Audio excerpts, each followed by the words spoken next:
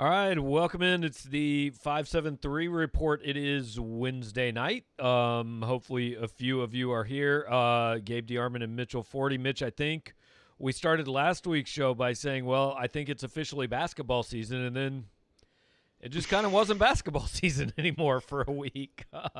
Yeah, maybe we jinxed it. Yeah, there has been no games, and as a matter of fact, maybe only one practice since we talked last. But the good news is Missouri is back on the court. They did return to here's a phrase I never really knew about before this year: resume team activities. They did that today, and it appears we'll play on Saturday at Texas A&M for the first time in, I know it's, I guess it'll be 11 days between games, but it seems like about 11 months. Yeah, it does. I mean, there's just, without football season going on, the break doesn't seem, they've had similar breaks this year, but there were other things going on then. So it does seem long. And I will say that the last two times they had more than a week layoff before their games since the season started, it hasn't gone incredibly well. So yeah, it didn't go right. I was kind of thinking about, I did a radio thing earlier today, and I said, I don't really want to pre-build in these excuses for, well, they had a lot of time off. Well, a lot of teams have had a lot of time off this year. Nobody knows when they're going to play. So if that happens to you, I think we said this last week, but we'll get into a little bit more about the game. But at Texas A&M, if this team's as good as they think they are, this is a game they go win, especially after losing at Mississippi State. There's not really much choice now. Right. No, they need to bounce back from that. And I mean, I really did think no time is a great time to go on COVID pause, but I thought this was kind of an especially bad time just because they really needed to, I think, just get that out of their system and turn around, focus on the next game, play a game 4 days later and try to just move past it. I don't know, I don't know how it will have gone having spent 10 days just thinking, not even being able to practice, just thinking about that game. So I don't know. I mean, we'll see. But yeah, I think that this is a game that they need to win just to get some momentum back on their side. Yeah. Can we real quick, can we address when would be the best time to go on COVID pause then? If this is the worst, when's the best? I wouldn't say this was the worst. I just said it wasn't ideal. I don't know if there is a good time before SEC play. I guess I don't know. I mean, in July. Sure. All right. So again, this is the 573 report. We're brought to you every week by 573tees.com, a local company here in Columbia, online only. So there's not a storefront. If you want to buy their stuff, and you should want to buy their stuff, go to the website 573tees.com. Check them out. They support us in multiple ways. We would like you to support them. We'd like you to support us too. Hit the like button, comments. We got a couple coming in, but comments, questions, we will answer them throughout the show. If we don't get to them immediately, trust me, we see them. We will put them up on the screen and get to them as we go along. But we are starting with basketball, and I guess Missouri missed games against Vanderbilt and LSU. As far as missing the LSU game, that might not have been the worst thing in the world based on what's happening tonight. That's true. LSU last I saw was up 20 or 24 against Arkansas. They were up 31 at one point in the first half, which is very hard to do. There are frequently games in which teams don't score 31 points in the first half. I don't know. LSU can score. So I don't know. We'll see. I mean, I didn't think they were a terrible matchup for Missouri. They actually kind of remind me of Arkansas, although clearly they're a little bit better. Right. At least on this night. So I don't know. But yeah, I think, if they're having a hot shooting night, they can put points up in a hurry. So Adam asked the question that I mentioned the LSU game because this is kind of what the first kind of tangent rant, whatever I wanted to go on. Is Will Wade a good basketball coach, or is he just good at cheating? Look, he did a good job at VCU. I don't think he was there very long, but he did fine. He kind of took over Shaka's program. But how's he coaching? How is this a thing? How is Will Wade on an opposing bench? Yeah. Right. It's absurd. And it's probably, I mean, it's the worst part of this whole, the cheating scandals. It's, it's dragged on forever and not much has come of it. And, in a sense, you can kind of understand, like, okay, it's complex, it takes some time, but like, there should be no reason for, Bruce Pearl and Will Wade to still have jobs. And, I mean, we're going on, I think, 3 full seasons since then. Yeah. I think this is the 3rd. So like, yeah, I don't know. It just kind of shows that no one has any confidence in the NCAA to actually do anything or enforce anything. So I think one of two things has to happen. Either because if I'm Conzo Martin or if I'm Rick Barnes or, throw out a Kermit Davis, whatever. If I'm one of these guys, I'm kind of pissed off that this dude might be winning my league. But none of them will say it. Like, Yeah. what? It's not going to change until these coaches come out and say, this is ridiculous that this dude is coaching. And they're never going to say that. So then the alternative to me is jump in. Like, if you're not cheating, then you're not trying hard enough. Because nothing is happening to the guys that are. Yeah. And yeah. I don't even say that jokingly. Yeah. Yeah. No, I mean, I've been somewhat disappointed that more coaches haven't been willing to go on the record and say, that these guys shouldn't still have jobs. I think there's a couple of components to that. One, no coach is going to say that unless he knows he's, everything in his operation is 100% above board. And like, let's be honest, there's probably, even in the most, uptight rule following programs, you don't know what your assistants are doing 100% of the time. There's probably some minor corner cutting. The NCAA rule book is large. Two, I think, I don't know. I think a lot of times it's just like fans don't really care. Like I can imagine if Conzo said something, our message board, at least 50% of people would just be like, oh, at least he's winning games. You should win more games. Like I think that at this point, it's just like, let's win some games. And there are some coaches who have started to say stuff. Mark Few, he's so well established and, Right. I think probably been the most outspoken, but not probably enough to, pressure the schools who are employing these coaches into doing anything different. Right. So, and again, I guess people seem to think at some point something's going to happen to Will Wade and to Sean Miller, who I guess is still coaching. I don't know. I kind of forgot Arizona existed. They're not really playing this year. They're way out there, and they're not playing for the tournament. But Bill Self, as long as these guys are coaching, I guess people kind of think something's going to happen. But to me, if it doesn't, like if we get to the NCAA, and clearly nothing's happening before the NCAA tournament. Like we're going to have an NCAA tournament with LSU and Kansas in it, right? It seems so. I mean, the NCAA can't even get around to making the transfer rule change they've been trying to make for 5 years. So, like, clearly nothing is happening. Fair point. So those teams are going to be in the NCAA tournament, and so at that point, to me, there is no penalty for this. Come take my banner. That's cool.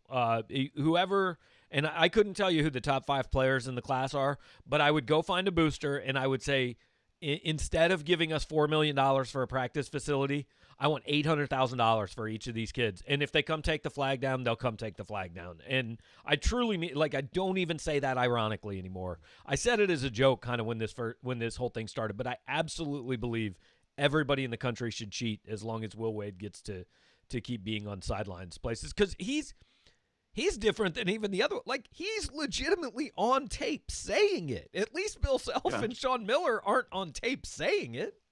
Right. And Will Wade's like never, I don't think he's ever really denied it. I think he's just been like, oh, I can't remember exactly what I said. But like, it's 100% out there. And that player's still playing for them. I don't think he ever even sat out a game, Javonte Smart. Maybe like 1 or 2 when this thing first started, but he is still playing at LSU. And he's one of their better players. Yeah. It's incredible. Jake B says Auburn since 2000 had 11 4-stars, no 5-stars before Bruce Pearl. Since Bruce Pearl, 2 5-stars and 11 4-stars. Look, I mean, I don't know. Auburn's name definitely came up. Bruce Pearl has been in trouble with the NCAA before. Like, I'm not going to accuse I don't know. Does Bruce Pearl cheat? I have no idea. I mean, most of them do in some form. So if you want to say Bruce Pearl cheats, it probably wouldn't be the most ridiculous thing in the world. But I can't. Seems like a safe bet, right? I mean, I'm not going to I'm not going to accuse him of making strong ass offers. The only person I will accuse of that is Will Wade because he said it. Yeah. So look, things go on all over. It is what it is at this point. But the SEC, so Alabama, I mean, I think we all had Alabama winning this league and looking amazing doing Especially it. after they lost to Western Kentucky. Right, after their solid 5-3 non-conference. We all saw 5-0 and wins at Tennessee and at Kentucky by 20. Yeah, that makes sense. Yeah, they look legit. Although I watched that game last night, and they've got some injury concerns now. Javon Quinerly's been out for a little while, and then they lost a couple starters, including Herbert Jones, who's been Jones. He's been the best player in the SEC so far this year. He's kind of a Ben Simmons type guy, where he's tall but can shoot, tall but can play the point. But I was going to say he can actually shoot better than Ben Simmons. He's not quite as skilled as Ben Simmons, but so he's been really good. But I haven't heard what the status on him is. But if he's out for an extended period, that would hurt Alabama. But they look really good, and they're fun to watch too. They just pretty much jack up threes. I mean, at one point last night, I think like 21 of their first 31 points came on made threes. So they're fun to watch. They are a fun team to watch. They get up and down. John Petty's been in school for 19 years, still shooting very well. The other undefeated team in the SEC, everybody knows, is South Carolina. They are 1-0 in league play. That's right. They may finish the season 1-0 in league play. Yeah, they've got some catching up. They may never play. I think they played 5 or 6 games. Let me look up the standings again. It's not. They were 3-2 last I looked. They are now. Yes, they are 3-2. Including 1-0 in the league. I did not realize they played a league game. It would be incredible if they beat Texas A&M. What if we get to March and they finish the season like 3-1 and are the number 1 seed in the league? Right, because there is a minimum number of games you have to play to make the NCAA tournament, but not the SEC tournament, right? Not that I know of. I mean, unless there's some rule. Yeah. I mean, what do you think they would do if you get to the end of the season and South Carolina's 5-1? Is that better than 14-4? By win percentage. I mean, I don't know. I assume we are going to have a scenario where not everyone plays the same number of games, unless there's some sort of plan in place that I don't know about and has not been communicated to anyone. So I assume win percentage is what you use there. So yeah, I guess. I mean, I would assume the SEC would, do everything in their power to make sure that South Carolina plays more than 6 games, but maybe that's not possible. I don't know. It worked for Ohio State. They got into the top 4. Why can't South Carolina be the 1 seed at 5-1 in the SEC? But the league game they did beat was Texas A&M 78-54. So again, that kind of reinforces the point. You better win in College Station. I don't care how long the layoff is. If Missouri doesn't win this game, I don't know. I shouldn't have started that sentence because I don't really know what the end of it is. But you don't feel very good about things. For sure. Fun fact about Texas A&M, I looked up the other day. They've scored exactly 54 points in 3 of their past 4 games. So that's... So it should be a beautiful offensive game to wake everybody up. They're not much of an offensive team. They also are last in the nation among high major to semi-high major teams in turnover rate. Missouri should be able to win that game, but I do think you have to wonder. You can't go in extremely confident. You have to wonder what sitting around for 10 days after that second half against Mississippi State does to this team. Are they, able to move past it, or is that something that could fester? I don't know. And we'll ask Konzo tomorrow, but we're assuming Missouri's going to be at full strength. We don't know that for sure, but we're assuming everybody's available. Yeah. Nothing more to add. We'll find out tomorrow. Adam's asking, do you think conference tournaments will happen? I think so. I mean, I don't know that they're any more they're probably easier to pull off than the regular season games have been to pull off, right? Because everybody's in the same place. Yeah, I mean, I don't know. It seems like the plan is for them to happen. So I haven't seen anything to indicate. Everything is going to happen until Missouri Vandy was going to happen. The Music City Bowl was going to happen. Yeah. I would assume it would. I mean, that's a big part of determining who's in the NCAA tournament. And they could always pivot to regular season champs if worse came to worse, but I think they would rather not to. Plus, conference tournaments make conferences money. So. Right, and you're also like you might have teams that need that number of games. Like I don't know, isn't it like 13? You got to play 13 games to make the tournament. I think so, something like that. Yeah. Yeah. Davin says that Mizzou should have hammered Mississippi State, so I'll be surprised if they beat A&M in College Station. But, like, Mississippi State is better than Texas A&M. Mississippi State is not a terrible team. No, not at They're all. fine. Not at all. And they've got some guys who can score. Texas A&M that's a ringing endorsement. They're fine. Yeah, I mean, I don't know. They're an SEC team. Everyone in like 9 teams in the SEC are all the same. They're flawed, but can beat anyone else in the league on the right night, lose to anyone on the right night. Like fine is the way I would describe most of the league. Like apparently Alabama is better than fine. I still think Tennessee is better than fine. Same. Other teams are capable of being better than fine. LSU doesn't count. I don't want to talk about them. They don't get to participate in any SEC basketball discussion. And Vandy and Texas A&M appear to be bad. Less than fine. Auburn is terrible, apparently. So, although they did just get Sharif They're Cooper. beating Georgia by like 20, and Sharif Cooper appears to be a good player. Georgia also not good. All I know is Auburn started like 0-4, but also we shouldn't talk about them either because they're not relevant this year. They're not playing in the postseason. Right, that's true. They've already banned themselves in the season that they had no chance to make it anyway. So. That's basketball. I looked at the top 25 for, I think, like the first time this year. I didn't realize Michigan was so good. They're undefeated. Yeah. I watched some of their game last night. They look really good. Did you know Clemson's good at basketball? I found that out today. I knew they were ranked fairly highly. I knew at one point they were, I think, top 10 in the net maybe when it started. I could be wrong on that. They're 12th in the polls. Creighton is 6th in the like. When did all this happen? I didn't know any Creighton of was this. Creighton was good last year. Yeah, they were. I haven't watched any of their. I watched like the last 2 minutes of their game against Kansas a while back. They lost. That's all I know about Creighton. Okay.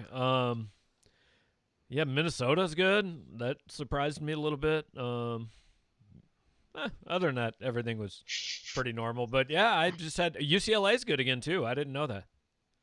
Yeah, Mick Cronin, good coach. Mick Cronin. I knew somebody that I knew was coaching UCLA, but yeah, I guess I don't know. Maybe now that Missouri's playing again, I'll start paying a little more attention to college basketball. It is tough. I mean, like a lot of times I'll check the ESPN app, see what games are happening that night, and there'll be like the list is almost as long of postponed games as it is of games that are happening. So. Yeah. They'll play games. Missouri plays at noon on Saturday, so an easy way to transition to football is Stuart West saying that next year Ohio State will just play non-conference games in September and rest up for 3 months to prepare for the national championship. I mean, you might as well. Don't play any more games that like this year proved. Don't schedule good games. You don't have to. All you have to do to qualify for the massacre at the hands of Alabama is to just have people think you're good when the season starts, and that's good enough. Yeah, I was going to say you say don't play good games. Well, that's if people think you're good going in. If you're ranked in the top 10 in the preseason poll, don't play anyone good. If you're elsewhere, you probably don't have a shot to get in anyway. So it doesn't matter. They should just base it on like they should take these way too early top 25s, and that's the preseason ranking. So they're like, all right, now we're going to put our schedule together. They already think we're number 12 in the country. So call up the coaches at like Eastern Illinois and Kansas and a couple other really bad schools, and we'll just play them. So it'd be like because a lot of leagues, I think almost every league by now makes you play another Power 5 opponent. Like the number of it would be like a war to try to get to play Kansas every year. Like Kansas would probably have to start charging. It'd be a bye game. Because Illinois actually has won some games now. Rutgers has won some games. Like that was the new Bermuda Triangle, but now it's just like Kansas on all 3 ends of the Bermuda Triangle. The Les Miles Triangle. The great triangle on the Caw. Yeah. So, I mean, the Ohio State-Alabama thing, I mean, I guess it's no big surprise. Alabama had the guy that won best quarterback, the guy that won best receiver and best player, the guy that won best running back, probably the best offensive line. I mean, why didn't Nick Saban have Kyle Pitts? How'd he let that one get away? Yeah, and also, I mean, like, not that I think it would have made a huge difference, but Ohio State was, somewhat shorthanded, missing Trey Sermon for most of the game, a couple defensive starters. I mean, yeah, it was, I don't know, just looked like kind of a talent mismatch. I had somewhat higher hopes for the game, but yeah, I don't know.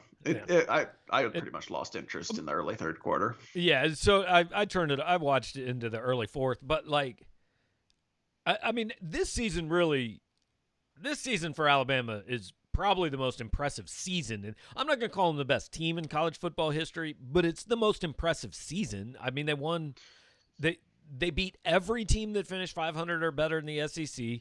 They played no crappy games. Well, I mean, they probably played a couple crappy games, but they were against teams, in the SEC. And then they beat Ohio State and Notre Dame. Like, that's a real good year. Yeah. I was impressed. Yeah. I mean, LSU last year, I think, beat like 7 teams ranked in the top 10 at the time, but they also had like, 3 or 4 games against some, not very great non-conference opponents. So, yeah. I think they played the Citadel twice. Yeah, probably so. One of the directional Louisiana schools. I don't know. But yeah, it's pretty wild. 2 years in a row now where you can make a legitimate case like this might have been one of the, most impressive seasons ever. So who knows what we'll see next year. Yeah, and, Stewart says, I thought we were improving from the BCS. It doesn't seem so much. Well, I think it's just because, like, the best team has been so far above everybody. I mean, in the last 12 years, Alabama has won 6 national titles, and everybody else together has won 6 national titles. This is more an Alabama problem. It's not quite UConn women's basketball, but it's getting there. Yeah. Yeah, that's a good point. Yeah, and I mean, when you have one team that's better and then two or three teams that are better also than everyone else, like you can put, more teams, in this case 2 more teams than the BCS in the playoff, but they're not necessarily good games. And I think it's actually people, you see a lot of people say like, well, if 1 or 2 teams are so much better than everyone else, why do we need to expand the playoff? I actually think because at least that way you have some postseason games that are entertaining. People like care about, right? All 3 playoff games every year for the past few years have been blowouts. I mean, like not every single one, but that seems to be the general rule. So at least like the 4-5 game could be good. Right. The 3-6 game might show up at some point. Steve says the new Bermuda Triangle is KU, Nebraska, and Illinois. As much as I want to put Nebraska in it, they're not quite. I mean, because the original Bermuda Triangle was KU, K-State, and Missouri when I was growing up, and probably about when your dad was in school. It was Nebraska isn't there yet. I mean, we can all root for them to get there. They're trying, but I don't think they've quite made it yet. All right, Adam wants to know, how would a Mizzou All-Star team compare to this year's Bama or last year's LSU team? And I mean, you could put together a team throughout Mizzou history where you've got an NFL player at every position. Mm-hmm. And even I don't think all 22 Alabama starters are going to be NFL players, are they? They actually might. Maybe not like the safeties. I kept hearing people say they weren't all that good, right. So I don't know. But I bet they make a roster. Yeah, probably. I don't know. Yeah, I mean, it'd be you could probably make a Mizzou team that competes, but you'd have some just wildly clashing eras. I mean, you'd have some players from like the 50s and the 60s playing alongside the guys from like 2007 and 2013. So it would be interesting. But I mean, if I can put out like five receivers of like Kellen Winslow, Chase Kaufman, Jeremy Maclin, Denario Alexander, and Mel Gray, like that team can play. Sure, I can compete. Yeah. I mean, Devontae Smith might still be better than all of them, but he probably wouldn't have 430 yards or whatever he was going to have on Monday night. So, other football things, they need a defensive coordinator, and that is the extent of what we know about that. Yeah, pretty much. We know we believe Eli Drinkwitz was at the spa at one point last week. According to our message board, yeah. That's what someone posted on our message board. So it seems as though, there's no huge rush. It's not incredibly urgent. Good for him for enjoying its off season. I mean, I would think a couple weeks. Like, I mean, LSU still doesn't have a defensive coordinator, and they've been without one for like 3 weeks. Steve Sarkisian doesn't have one at Texas. The people we deal with are obviously the diehard fans who do care about this and do get impatient. And I'm not saying the defensive coordinator doesn't matter. It does. But you don't have to get it filled on January 13th. Like, there's time. For sure. Yeah. I think people because we had a coaching search so recently, like some people kind of expected this to go like that, where it's like, priority number one for everyone and, breaking news all the time. It's very different when it's a coordinator search. And especially, when you're in a pandemic and actually can't ever talk to anyone face to face. Right. And nobody knows you. And like, from what I understand, because I have tried to ask some people, I mean, I think there's pretty much one person who has any idea who Missouri is looking at for defensive coordinator, and that's Eli Drinkwitz. Like, I'm not 100% sure Jim Sturk knows who he's looking at, to be quite, which is fine. I mean, that's not an insult to Jim Sturk, but this is it is not, they're not going to be a bunch of leaks. And now there may come a time whenever he starts interviews, where from that side of things, it kind of leaks out, hey, this guy interviewed at Missouri, and we start to see some reports. That's a possibility. But there's just not a lot of day-to-day, like, we're not really probably going to be updating the hot board because it would just be kind of made up. Like, I don't know. I guess I could change some things from the first one, but it wouldn't be based on anything. So, right. Yeah. So yeah, unless we get back out to the airport sometime soon. But meanwhile, NFL teams just are tweeting out who they interview every day. So, be all right to cover the NFL. I think that it seems easier than covering college. Yeah. Well, yes, for many reasons. Yeah. And then there was something else football-wise I felt like we should talk about. All the early enrollees move in this weekend, and like the team is going to be back. I guess I mean, we don't know of anybody else that has decided to transfer, and I feel like with all the people that have access to the transfer portal now, it's pretty hard to transfer and not have anybody know. Yeah, there's Twitter accounts, particularly the Rivals one, company plug, that are dedicated to just, monitoring the transfer portal and tweeting that out. So I think we would know. So we expect at this point pretty much everybody back, and I don't know. I would imagine they'll get a week or two to acclimate to class. However, they're doing that this year, and then probably start off-season workouts and all that. And it will really be the first time Eli Drinkwitz has kind of been in a normal situation with his football team. Yeah, barring another crazy thing happening, we're expecting full normal spring practices, spring game, all that kind of stuff, and I mean, I think we've talked about before how it's very possible, given what this team's losing, that next year could be a little bit of a lateral step. But I also do think you don't want to totally just underrate the fact that he didn't have that opportunity last year. They basically didn't have spring practices, and people were gone for so long. And I was thinking about it at one point, Connor Bazelak has basically had zero amount of time in a college off-season program because last year he had a torn ACL, and then everything went haywire. So it definitely is it will not hurt, that's for sure. Yeah, and we're going to try to talk to Drinkwitz sometime in the next week. We'd love to have him on the show, and we're going to give it a shot. That he does. I am a little bit, this might surprise you guys, he probably has other things going on, and I'm not sure a live YouTube show will be quite at the top of his list.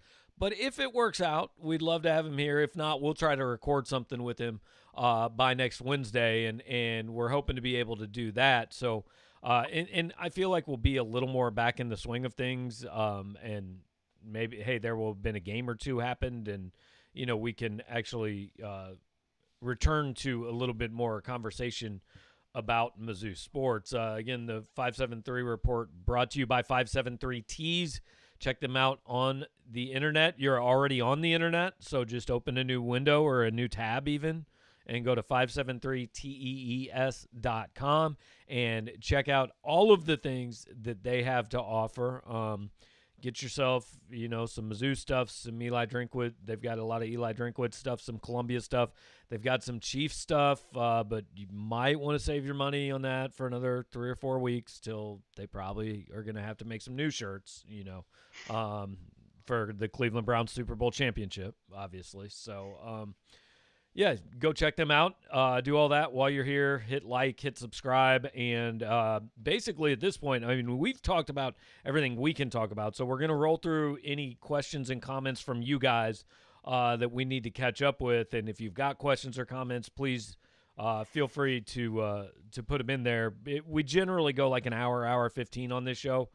Honestly, with absolutely nothing happening, it's probably going to be a little bit shorter than that, but we'll see if you guys have things to talk about. I don't know. I don't really have anything to do. I'm not in a rush to watch Texas A&M and Mississippi State play basketball tonight. So,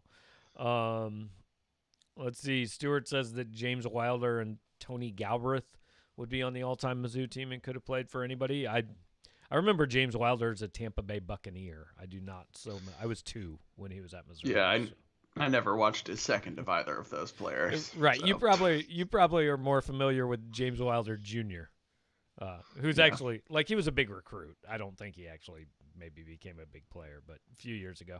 I do not understand why Saban recruits so well. He is old and boring. Why is he so good? Well, because he just goes into the living rooms and holds up both his hands, and he has rings on almost every finger.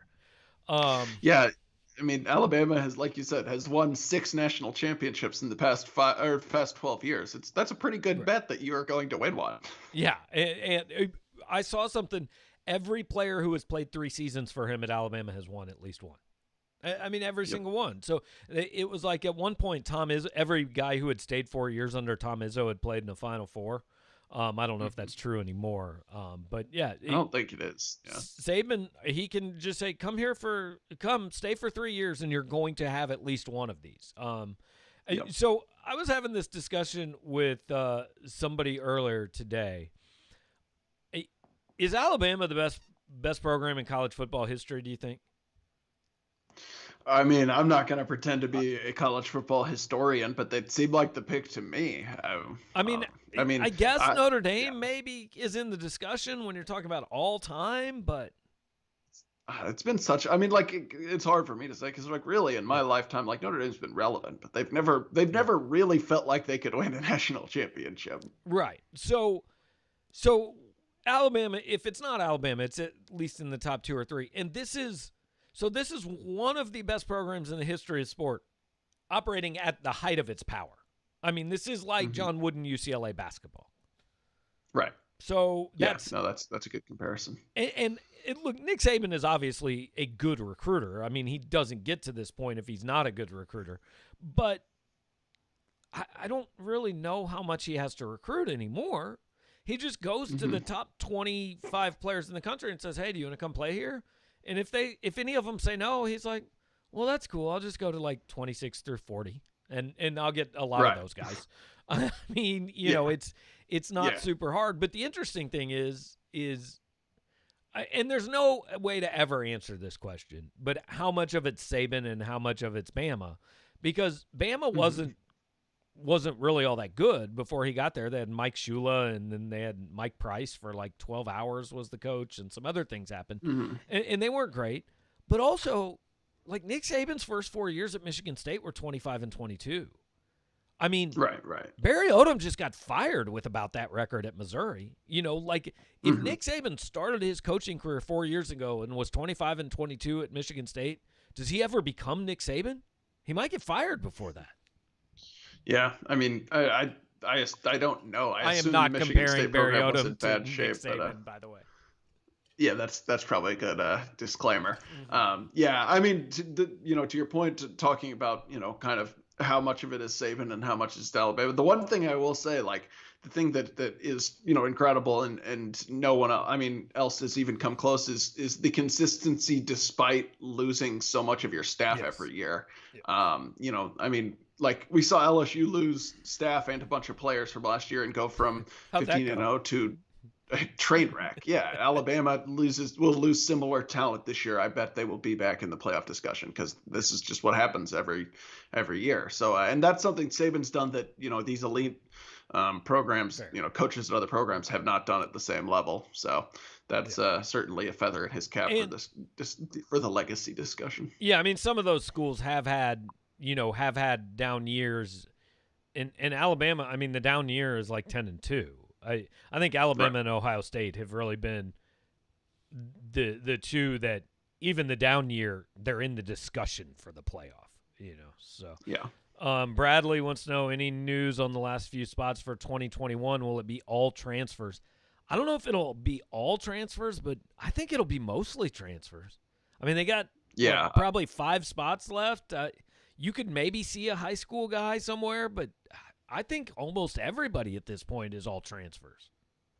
I agree. We talked about this a couple of weeks ago, and I took the under on. I think it was like two and a half transfers, and I regret that. I think I would change my mind from then. I think they will take maybe 1 or 2 high school kids, and then 2 or 3 transfers in it as well, but maybe more than that. I don't know. It's also hard to know. We don't know exactly how many spots they have left in this class because we don't know what year everyone's counted towards. But I think it will be, if not all transfers, mostly. And some of those spots might not be filled, before like late signing day and start of spring practices. It's probably smart to hold 1 or 2 and see who's transferring after spring practices and who's transferring at the start of the fall. For sure, because I would think, I mean, anybody that is already in the transfer portal obviously plans to be here for spring football. Now, that brings up an interesting point, right? Because class starts Monday at Mizzou. And now I know you don't have to be on campus Monday, but I would think these kids want to make decisions pretty soon. I don't think you want to get to like February 10th and you haven't decided where you're going. Right. Yeah. And I think, most places start school earlier than Mizzou after Christmas break. I know that. So, I don't know. I would agree. And it's hard because, you don't know how much of it is, the players in the transfer portal waiting to make a decision versus waiting to hear like, okay, yes, we'll definitely take you from the schools they want to go to because, as we're saying that, these schools have to hold some spots and see who's available. It's I'm sure it's a challenging balancing act. Yeah, but that's a good point. I mean, there is going to be another round of transfers in May.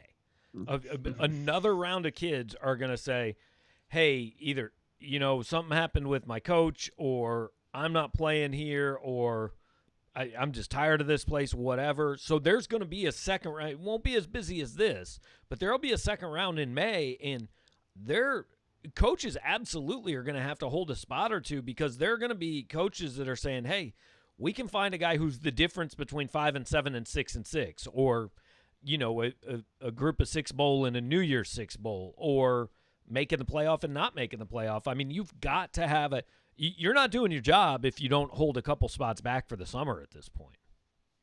Yeah, for sure. So, I think it's fun. I kind of like the transfer portal, and I know coaches hate it, but I've said a lot, like they make a lot of money, so I don't really care if they hate it. Right. But I don't know if it will be fun if it happens this way every year, but it's kind of fun this year. I agree. I do think it'll slow down eventually. We've talked about this before as well, but just because I think at a certain point, kids will realize like, okay, just entering the transfer portal doesn't mean I'm guaranteed a spot somewhere. In fact, it probably means I'm going to play FCS or D2 ball. Unless you're someone who, there's exceptions like the Tennessee 5-star lineman who just entered the portal today can probably name his destination, but that's the exception, not the rule. So I think it will slow down a little bit in future years, but I don't know, it's kind of fun. And it's interesting to adds a new wrinkle for us to not have just check off the spots among the high school classes and have to monitor saving spots and all that. So it's free agency. Stuart wants to know if JUCOs are playing spring football. I don't think there's like a uniform rule necessarily. I think it depends on where you're. California has a lot of JUCOs, Mississippi has a lot, Kansas has a lot, Illinois has some. I think it varies. depending on where you're at. But a lot of junior college players obviously are going to enroll in next week. Like Realist George and Daniel Robledo both are skipping their seasons, and basically, well, they would have retained a year of eligibility anyway. But right. But I mean, if you're good enough to have offers before this, JUCO season, there's no reason to play it and get to college later and potentially get hurt. So yeah, it would only be the guys who don't have those offers. Unless you can be on last chance use season 7, then obviously you want to do that. I don't know, man. Anything else cool to talk about? I saw basically everybody on Georgia's roster is coming back, so I think they're going to be good next year. Yeah, they should. We'll see. JT Daniels looked pretty good against Missouri, so it seems like he will help them. Zamir White's coming back. Right, I saw that. So, no, I don't have too much more. Should have some basketball recruiting notes in the chamber on Friday morning. Not going to get too deep into that tonight. It's mostly Mizzou was connected to one transfer today for the, I guess you would call it 2021 class, a former 5-star recruit out of Texas Tech. But frankly, I think the chances are slim. I don't know anything about the kid. I haven't talked to anyone, but again, former 5-star. The list of teams contacting him is extremely long. And it's not like probably Missouri's going to say, yeah, we're in a position where we can go to the Final Four next year. So there'd be some strong ass offers out there for that kid. Yeah. So and then, but mostly we'll have some 2022 class updates Friday morning. So tune into that. There you go. That's what we call the tease. That's all I got. Yeah. All right. We'll look forward to that. Eventually there are sports happening again in Columbia. So we'll talk about them. Next week's show, hopefully a little better. I learned a long time ago, it's not your best effort every night. Sometimes you just show up and you go home and you say, we'll do it again next week. So check out 573 Tees. Hit the subscribe button and the like button and all that, and we'll try it again next week. Thanks.